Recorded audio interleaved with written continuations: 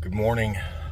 My name is Richard, and on YouTube I go by Resilient Rich, just because it takes true resilience to stay on the narrow path that leads to eternal life, man.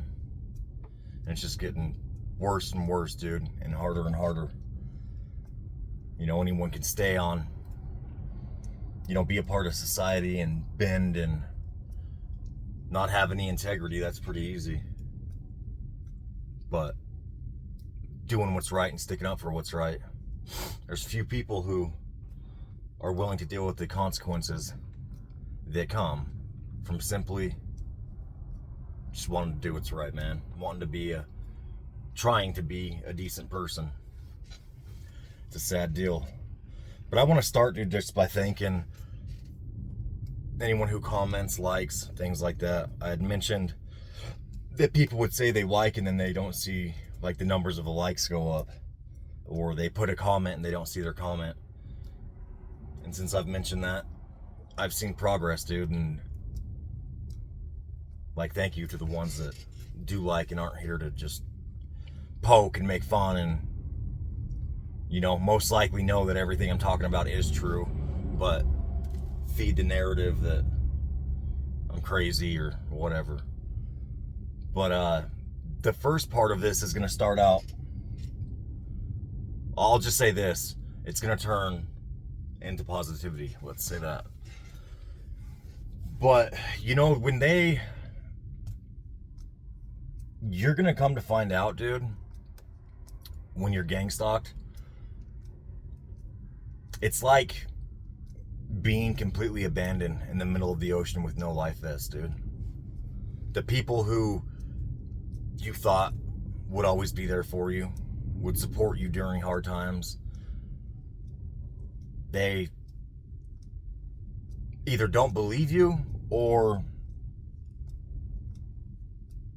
they're a part of it. And that's the thing, man, is it's crazy that, a little bit of money can pay off someone's integrity.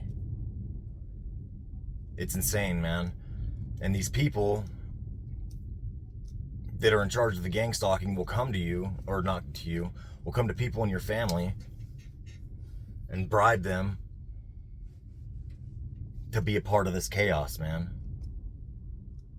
I'm not saying my family's involved. I honestly don't know. But I'm not, like, I live in a completely different state. I'm not as close as I would like to be with my family. Like, we talk, but it's not like they're in my everyday life, you know what I mean? So maybe they're not, but I know that other people dealing with gang stalking have family members involved. And I'm not saying I don't have any family members. I just don't know, man. And I know it's a possibility, and that's why I'm cautious. Because these people desire to demolish any support system that you could possibly have, man. And think about, like, I've mentioned this before, but think about like the mass shootings, the people who go out and just do horrible things. I want you for a minute to understand, if you know, and if you don't, try and understand the feeling like literally everyone is against you. The whole world is against you, and you're cornered in, and there's no way to get out. No one believes you. And they are simply trying to destroy your life, dude. And you talk about it, and you're not believed. So you're going throughout life, literally every single place you go, you're being followed, and you're being completely disrespected, treated like you're a piece of trash everywhere you go. It doesn't matter if it's a grocery store, a little gas station to get your hair cut. It don't matter. Everywhere you go, you are treated different than how you used to be treated. Think about how you would feel, man. Am I giving these people that go out and do these stupid things an excuse? Absolutely not. It's sick. And they took the wrong route to get through things like this. But you know who else's fault it is? These gang stalkers and the people that are in charge. They're just as big as a part of it, man, because they're causing the people to feel like that, dude. To feel like that, man. To go, and they're hoping they do stupid things like this, so then they either get killed or go to prison for life or end up in a mental institution, man. That is their goal. And that's why if you think that this is of God, you're crazy, man. But something that you, like, if you are targeted, like, I thought for the longest time for sure that, you know, I had an ex who I thought might be involved. Just because, like, when we split up, dude, we fought over the absolute stupidest thing that she accused me of something and I defended myself in a horrible way. Like, I was the antagonizer, basically. Like, after she accused me, I did not handle it in a loving way. But then, you know, she left. So for the longest time, I was thinking, and this is what this stuff can do to you, man. It can poison your mind. I was thinking that she was a part of this. She did this to get away. Because I just mentioned to her that day, like, if I find out she's a part of it, I will leave and there will be no questions. So, but one thing, like I said, man, due to this situation, I was falsely accused and I got arrested. And now I have to take a class. Well, I've come to the mindset to where if I have to go to this class, dude, I might as well get the best of it. And I've come to learn a little bit more about how women think. And I'm not saying that this person, my ex, isn't involved. I'm not saying that at all. But I'm not saying she is either. I don't know, dude. All I know is I've learned more on how women think. And there's a chance that when she accused me of talking crap to my kids about her, there's a chance she was testing me, man. There's a chance she was trying to, like, see my reaction, see if I'm really trying to change or whatever. And I completely failed that test, you know?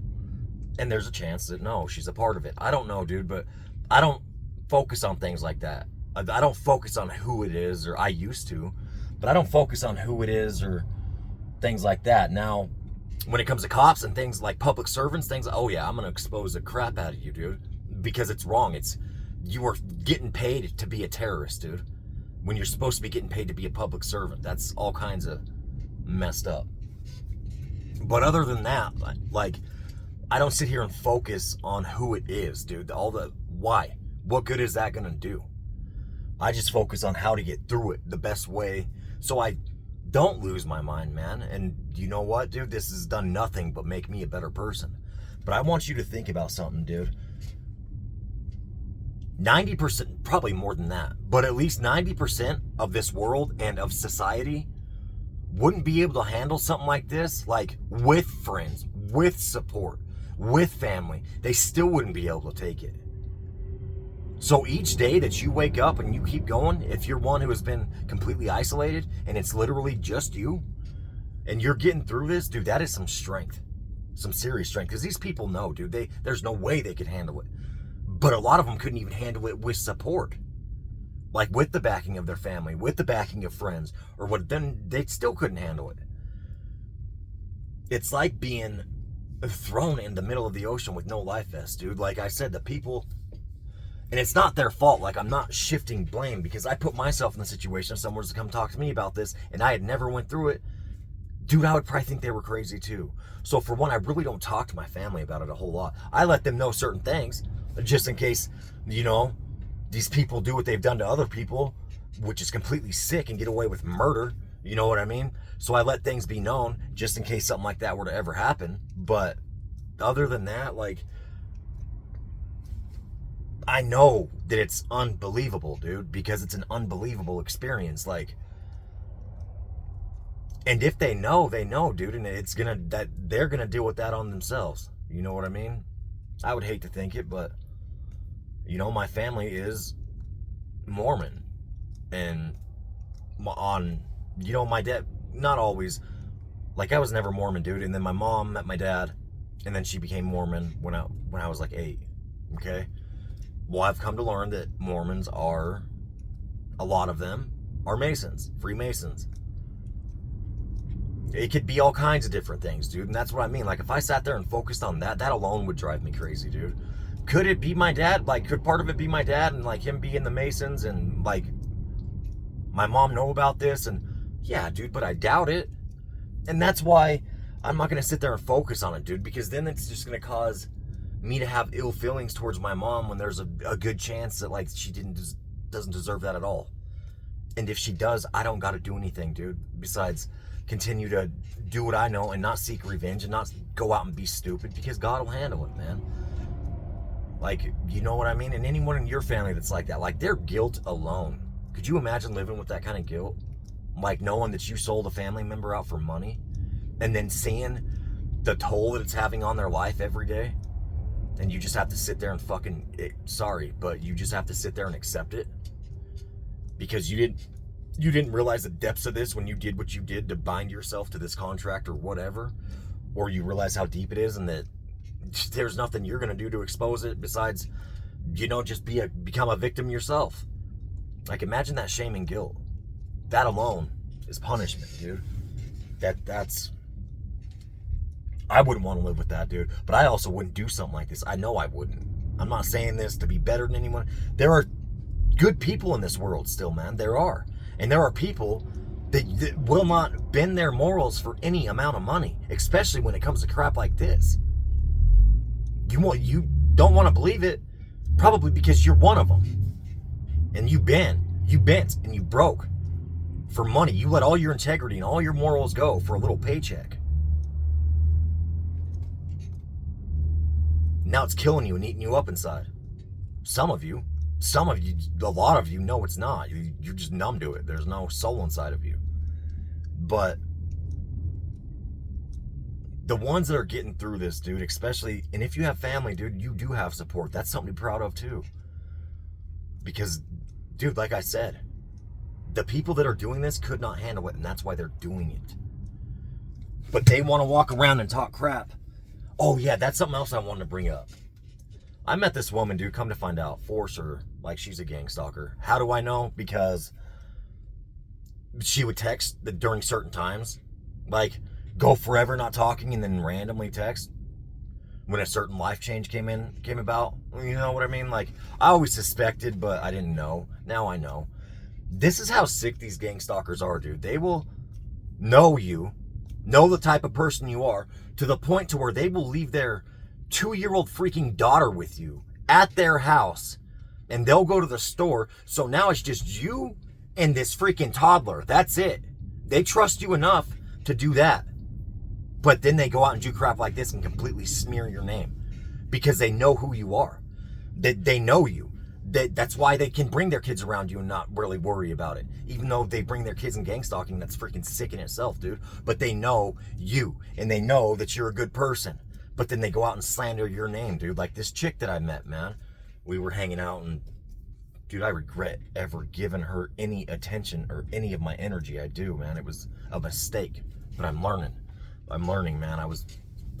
I'm a man, dude, and I have needs, and I got weak and acted the complete opposite of what a follower of Christ should act like, man. But I gave in, dude. I gave in to my fleshly desires, and dude, it was all a trap, man. It was all a part of trying to make certain things easier. That's all I'm going to say about that. But this woman left me with her daughter, just me and her little daughter. Dude, her daughter's sweet and like cute as crap, and it sucks, man, because it's innocent kids like this that are getting drugged into crap like this, dude, with parents that have no morals, no backbone, and then are full of lies, dude. Like, this woman told me so many stories about her ex, like a typical narcissist crap, like she's the victim of all these horrible exes type thing. Yeah, right. Now that I know, dude, no. I'm not saying my ex is like that, but dude, like, there are a lot of women are different than men, dude, and a lot of them are spiteful. Like, and if they're hurt, and I'm not talking crap, dude, I love women. Like, women are, they're amazing, dude. Like, they are. But some of them, dude, are just spiteful, man, and will do things out of spite. And I'm not saying that this is what my ex did or anything like that, but I'm saying, I mean, is there a chance? Of course there is. But this woman, dude, I just saw like the other side of it. I saw the things these women will say about men they've been with. And for a minute, I was an idiot that was like falling for it. I'm like, dude, what a piece of crap. Like, who would do that? But like, I still had guard though, because for one, I've always had a gift of discernment to a degree. So that was playing a factor. So I've always like I was hesitant to fully believe, but a part of me was like, dude, that's messed up. You know, but I always had an idea that she was most likely a part of this. And then the more that it would go on, the more that she was a typical like handler, whatever you call them, like to feed into it. You know what I mean? Like the most we would be going somewhere together, dude, and we would be in the car, and every time, dude, a freaking fire truck would go by with its sirens on, or an ambulance would go by with its sirens on, or police would go by with their sirens on, and I'm like, yep, yeah, that's not weird. Every time. And she would say things like, well, maybe there was an emergency, maybe someone got hurt. I'm like, in Douglas, Wyoming, dude, this many, we're not in LA, we're not in Compton, come on, man. Douglas Strong, that's what, like, I was driving by and this big old sign lit up, Douglas Strong. If you were strong, you would have integrity. Sorry, that was judgmental, but it's annoying. But yeah, dude, so just be careful about like anyone you hang out with, and that's what makes it hard, dude. But something, she played the typical freaking, whatever you call it, dude, like to feed the narrative that you're just thinking something that's not the case. You know what I mean? When you know what's going on. And she would always have an excuse, dude. But you know what? Karma sucks, dude. And like, this is what really made me start to look back and really like consider who I hang out with and let in my life. Dude, we hung out for like an hour one night, and we're leaving Walmart, and sure enough, she gets in a wreck, dude, with me in the car. She loses control, going super slow. It was nothing bad, but it could have been. And that's just a little bit of the karma that this person's going to continue to experience. And I hate saying karma. You know what it is? That's God's wrath. That's what karma is. But you got to be careful, man, about who you let in your life. And dude, use your discernment and trust your instincts, dude, because it could save your life, man. And I mean that. But something I also know, dude, like I said, man, I love women. There is no better feeling than like laying with someone that you truly love and you think truly loves you. Like that feeling, there's nothing beats that. Nothing. Besides the love with your kids. But other than that, nothing comes close to that, dude. That, like, to me, that's the closest thing of like, to like heaven. Like, you can say it's cheesy, I don't care, dude. Like, I'm real, you know what I mean? Like, that's the closest thing to like Christ-like love you were gonna experience, man. And something that is meant to be through God, no matter what these people do, they're not gonna be able to stop it. They're not gonna be able to stop it, man. So don't get discouraged, dude. Because if you're meant to be with someone and you're meant to like have true love in your life, love and truth always wins. So it'll come, dude. It'll come. Just, you gotta have faith in it, man. And you can't let these people bring you down. And you can't let these people get what they want, dude. Because they're the weak ones. Think about how many of them it takes, dude. I've said this a million times, but think about how many of them group up just to take you out. That shows how weak they are. That shows that they know how weak they are. And they don't have a chance to do it by themselves. At all. Common sense, man. But I'll leave it at that. Like I said, dude, it's like being thrown into the ocean with no life raft, dude. And just don't let it get to you, man. There's going to be days that are harder than others, and you are going to feel completely alone. A lot of you. If you have support, do cherish that. And if you don't, dude, reach out, man. Try and find other people, because we need to not just talk about this. We need to come out with a way to expose this and to like get something done. Not to just sit here and talk and make video. I'm even guilty of that. Like, what can we do to change this is the mindset we need to have. What can we do to help besides just expose it, like, and talk about it? Anyone can talk about it. Like, what can we do? What actions can we take to get these people to be held accountable, man? Like, and the more people that are like that, and like, let's say you find people that are like-minded and you group up, that's power, man. That's where change comes. Because one guy going into a courthouse making a complaint, it's a lot different than 5 guys. people, men, women, whatever. Way different, you know? But I don't know, dude. I hope this helps somebody in some kind of way. But you guys have a good one, and I'll see you in the next one.